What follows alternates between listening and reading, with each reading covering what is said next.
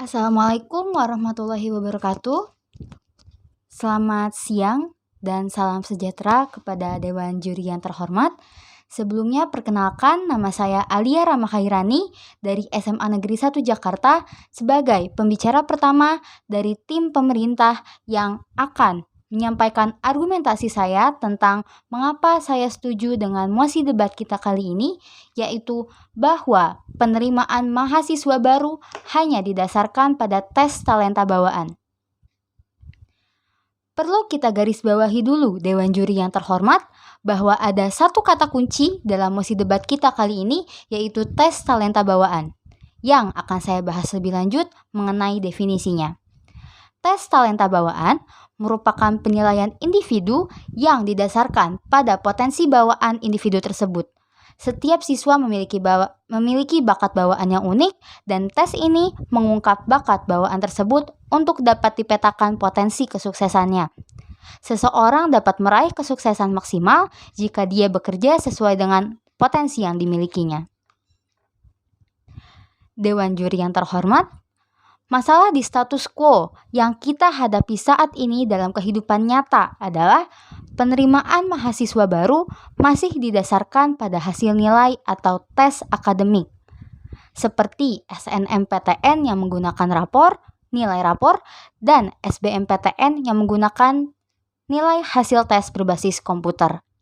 Hal ini tentunya tidak selalu menguntungkan semua pihak, karena setiap peserta didik memiliki kemampuan di bidang yang berbeda-beda. Sedangkan untuk nilai akademik hanya diuji beberapa mata pelajaran saja.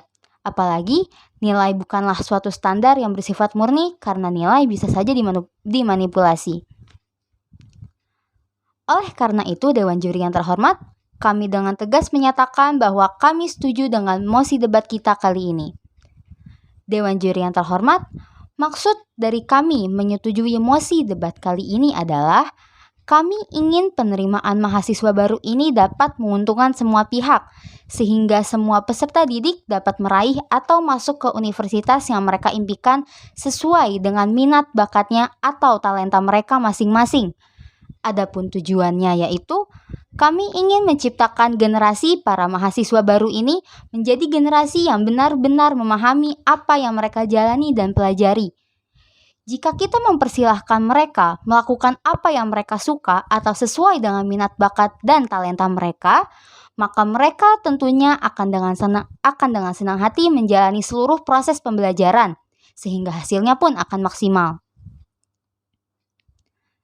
Dewan Juri yang terhormat, hal-hal tersebut dapat kami wujudkan melalui mekanisme-mekanisme berikut. Pertama, kami akan melakukan tes talenta bawaan atau tes bakat minat di jenjang kelas akhir. Setelah hasilnya keluar, maka para guru akan mengarahkan dan membantu para calon mahasiswa baru ini untuk memilih universitas yang mereka impikan. Kedua, kami juga akan menciptakan sebuah sistem pembelajaran yang sifatnya tidak memaksa apabila tidak sesuai dengan talenta yang mereka miliki. Para peserta didik bebas menentukan apa yang mereka tekuni sesuai dengan kemampuan dan talenta masing-masing selama hal tersebut positif. Dewan Juri yang terhormat, adapun argumentasi saya terhadap mosi ini yaitu yang pertama, mengapa langkah kami ini dibenarkan dan mengapa kami merasa hal ini penting untuk kami lakukan. Dan setelah ini akan saya ungkap satu persatu. Yang pertama, mengenai mengapa langkah kami ini dibenarkan. Kami menyadari bahwa pendidikan adalah hak bagi semua orang. Jika kita menerapkan penerimaan mahasiswa baru berdasarkan tes talenta bawaan, maka semua orang dapat menempuh pendidikannya sesuai kemampuan masing-masing. Selain itu, penerimaan mahasiswa baru berdasarkan tes talenta bawaan merupakan hal yang tidak membutuhkan privilege yang tinggi. Misalnya, jika kita mengulang sistem seperti status quo kita saat ini, para golongan ekonomi menengah ke atas pasti ada saja yang bersikap curang, contohnya seperti jasa joki, demi mendapatkan nilai tinggi untuk masuk ke universitas impiannya. Tetapi, jika kita menerapkan tes talenta bawaan, hal tersebut kemungkinan besar akan berkurang atau bahkan hilang.